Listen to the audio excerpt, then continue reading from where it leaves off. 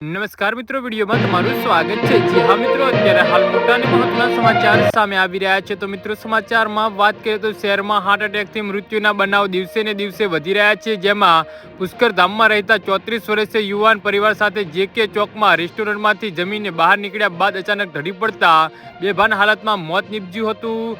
જી હા મિત્રો, અત્યારે હાલ મોટા અને દુઃખદ સમાચાર સામે આવી રહ્યા છે। તો મિત્રો, સમાચારમાં વધુ વિગતવાર વાત કરીએ તો બનાવની મળતી વિગતો મુજબ પુષ્કરધામ સોસાયટી શેરી નંબર 5 ને બ્લોક નંબર 161 રહેતા ઉમેશભાઈ વિઠ્ઠલભાઈ કોરડિયાના યુવાનને રાત્રે 9 વાગે કાલાવાડ રોડ પર JK ચોકમાં આવેલ રેસ્ટોરન્ટમાં પત્ની અને પુત્ર સાથે જમવા ગયા હતા। જમીને બહાર નીકળ્યા બાદ ઉમેશભાઈને ચક્કર આવતા ત્યાં જ ઢળી પડ્યા હતા અને રેસ્ટોરન્ટની બહાર તેમજ આસપાસના લોકો દોડી આવ્યા હતા અને તાકીદની ખાનગી હોસ્પિટલમાં ખસેડાયા હતા। સારવાર કારગર નિવડતે એ પહેલા દમ તોડી દેતા પરિવારમાં શોક છવાયો હતો અને બનાવ અંગે યુનિવર્સિટી પોલીસને જાણ કરતા પોલીસ સ્ટાફ હોસ્પિટલ પહોંચી જરૂરી કાર્યવાહી કરી હતી।